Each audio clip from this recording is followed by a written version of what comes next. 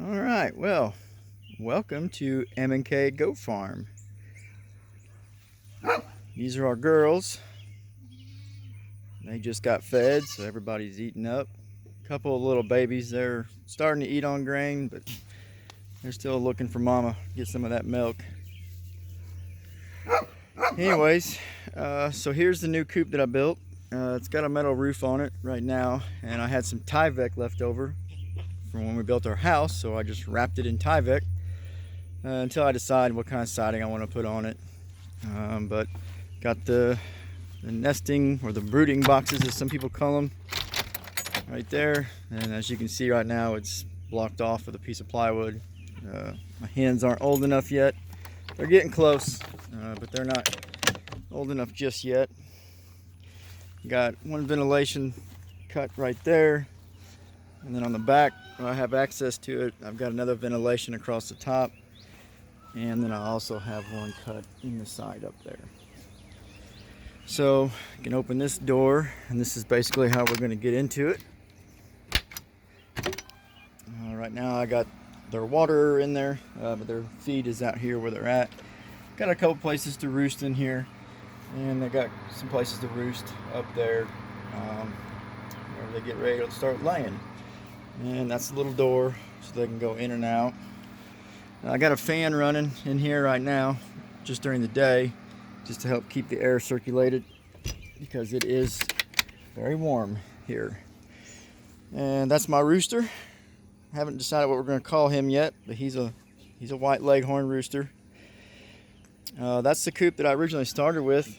Had them, raised them up in that, and then we've moved them into this new coop, but they still not quite grasping the idea, so we're having to kind of help them in the evenings get in there, just to kind of show them the new home. But I'm going to use this old coop whenever I get some more chickens, and start raising them up and start them in there, and then gradually move them on.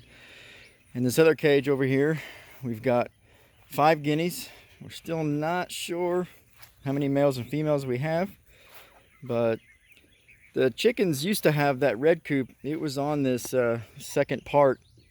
I kind of call it extended run. The guineas just had this first little cage to themselves, and then so the chickens have been hanging out over here a lot because they kind of lost that little space, I guess, if you want to say. But the first night that they were out of the new home, they tried roosting up on top of this cage, so I had to put them all in their new house. But it'll probably take them a few more days. It's too hot for me to leave them locked up in their new coop right now during the day. I mean, that is the best way to keep them, to get them acclimated, and so that they understand that's where they need to stay. And then they have all the rest of this. Right now I just got some chicken wire running around, wrapped around these trees. It ain't pretty, but so far haven't had any chickens fly over. So I'm still going to work on making some portable chicken tractors, so kind of drag them around, let them have different areas. But so this is our little chicken and guinea area, and like I said, so far it's worked out really, really well. I walk down here. We just fed everybody, the goats, chickens, everybody. So see if we can catch our boys over here. We have this lane that goes right in between both paddocks. That kind of gives us some extra security to keep the boys from trying to tear down fences when they start going into rut. Let's see, this is Brady. This is one of our Great Pyrenees. He's almost 8 months old now. Yeah, hey buddy. And there comes his dad. That's Jake. He's gonna come running up here. He wants to know what's going on. And so this goat right here, this is Joe. He's a wether. Not real sure on his breed. Basically, he's just a goat. He's been castrated, so he doesn't have any testosterone. So it's basically like having another dog. He'll just follow you around if you get in there. In the background there is Jack. He is about 1 year and 3 months old. We did not have him castrated. He is a full-grown buck now, and we are hoping maybe later this fall we'll have some does to put on him and let him do some breeding. I think he's going to throw some really good-looking kids. And then this coming up here, this is Snowball. This is Joe's brother. And they also have a sister here. They were a set of triplets. His sister is over on, their sister's over on the other side. She actually gave us twins last spring, and we sold her son, and we kept her daughter. So, but Snowball and Joe, they're both wethers. You know, they have no nuts, I guess you could call it.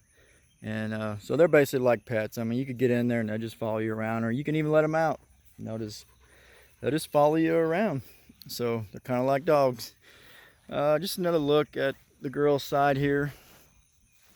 So, and we got 2 Great Pyrenees over here also with them, and they're kind of out and about doing a little walk around right now. It's Willow to your left, and her mom Izzy back there along the fence line. Jake and Izzy, we bred them last year, and we got 6 or 7 pups out of it, and we kept 2 of them. We kept a boy and a girl, and then we sold the rest of them. Got a couple round bales that are underneath this little awning right here, wrapped in a cattle panel.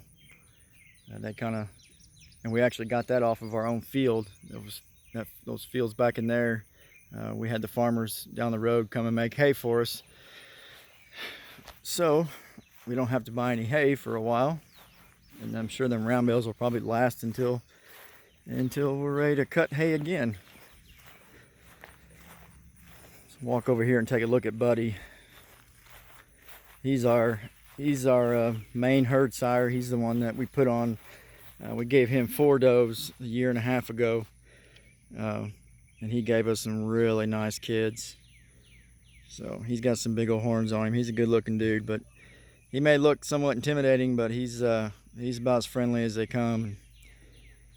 He's got a few extra pounds on him, but man, in the summertime it doesn't hurt to have that. Just you got to watch with the worms and everything are so much worse than in the summertime. So if he does get sick, he's got a little extra weight on him. So anyways, well, that just about wraps it up here. Just kind of wanted to show you our little homestead-ish kind of. So anyways, we'll try to get some more videos, and so y'all can watch our progress. Thanks.